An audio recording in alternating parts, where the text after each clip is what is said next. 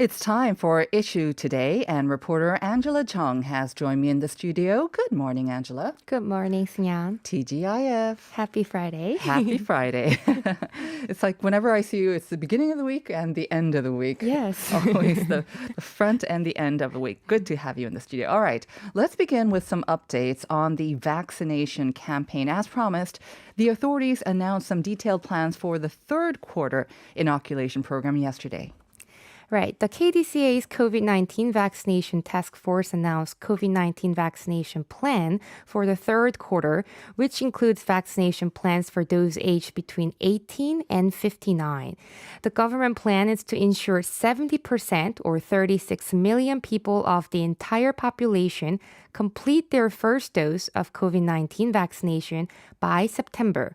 According to the government plan, target recipients of vaccination in the third quarter include those who made a reservation in June, those working in education or childcare sectors, the 12th graders who are taking the KSAT this year, those aged in their 50s, and those aged between 18 and 49. So the way you kind of mentioned those groups is kind of the order of priority, isn't it? So Right. those who made reservations in June, let's talk about the priority. Who will be getting the shots first?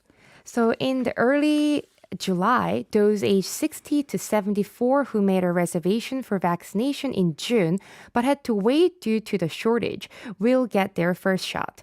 And then those aged 30 and younger working particularly in sectors that require mandatory vaccinations, 70,000 of them who failed to make a reservation will get vaccinated in July as well. And the 12th graders in high school and those working in the education sectors, especially in high school, will get vaccinated from the week of July 19th. And others who are preparing for KSAT will get their vaccine as well in August after booking. The booking process is done in July. And people in their 40s and younger will get their vaccine shots from August as well. All right.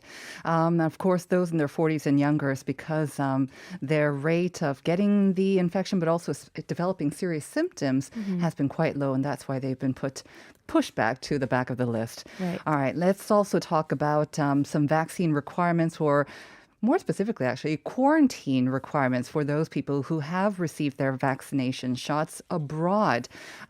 We talked about how starting in July, Koreans and also foreigners who've received both of their shots, they will be able to visit family and maybe also business purposes in Korea without undergoing that 2-week quarantine.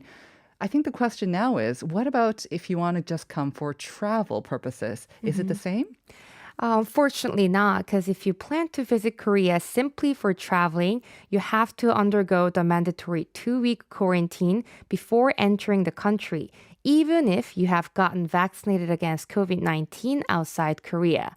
And what we talked about last time was those who are fully vaccinated as recommended by type of vaccine, if they enter Korea for business, academic or public interests, attending funerals, or visiting their lineal families, they will be exempt from the mandatory 14-day quarantine before entry.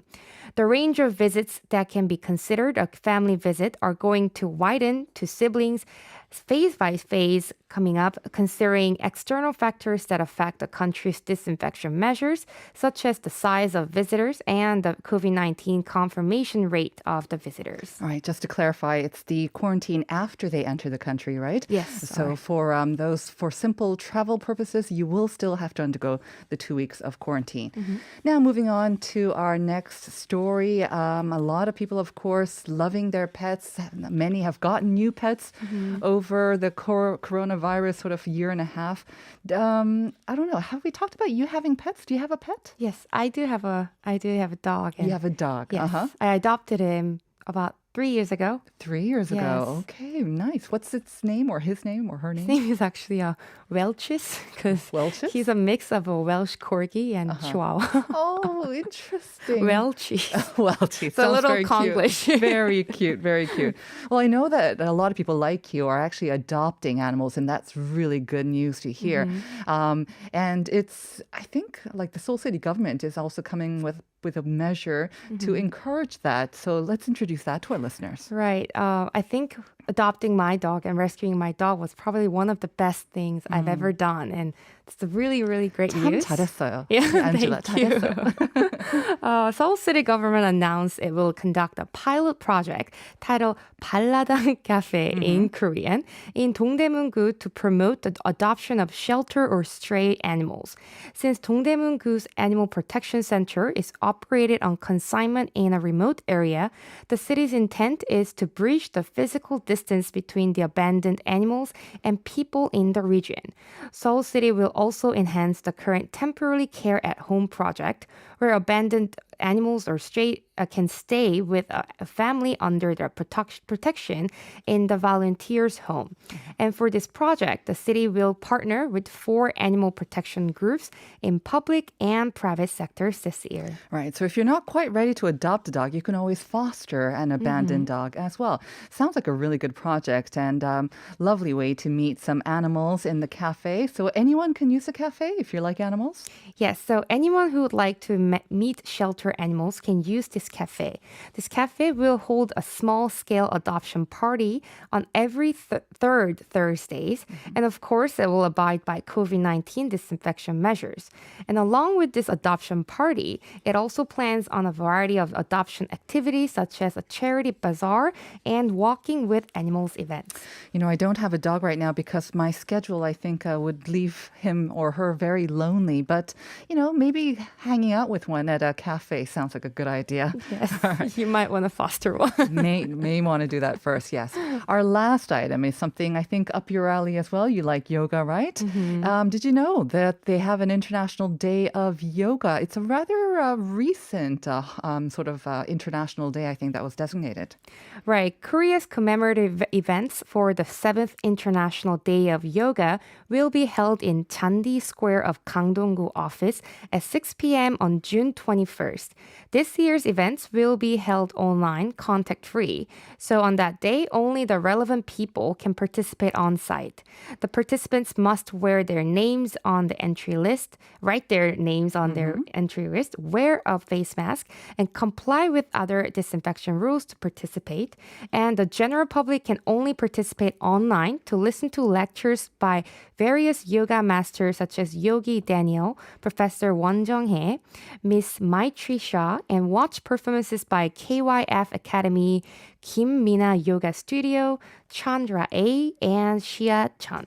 These lectures and performances will be broadcasted live through UN International Day of Yoga YouTube and Zoom channels. I don't know. I sense a little bit of excitement in your voice as well. You're going to be here, aren't you? You like yoga as well. Now, you said this is the 7th International Day of Yoga. Tell us a little bit about the history behind this. Sure, the UN International Day of Yoga was proposed by India's Prime Minister Modi and was enacted in agreement with 193 UN member states. To commemorate this day, many countries around the world put into action people's health and peaceful minds by holding various programs such as yoga demonstration and teaching them how to practice yoga. The organizing committee in Korea held its commemorative events for the first time in 2015. All right. You said that it's going to be the special events co-hosted with the district office of Gangdong-gu. Particular reason why Gangdong-gu was chosen for this? So the hosts expect this year's events to be more special as this year's yoga performances will reflect and deliver the Gangdong-gu's aspirations that prehistory historic sites of Gangdong-gu will be listed as World Cultural Heritage. And they hope the identity of Gangdong-gu as a historic and cultural region will naturally go with yoga's spirit of seeking harmony and peace. Oh, okay. Nice one. Very nice. What was it? Namaste.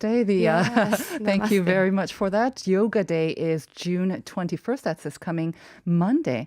All right. Hopefully a lot of people will take part in that. Thank you very much for those updates, Angela. Yeah, have a great weekend. Yeah, we'll see you again on Monday. Bye.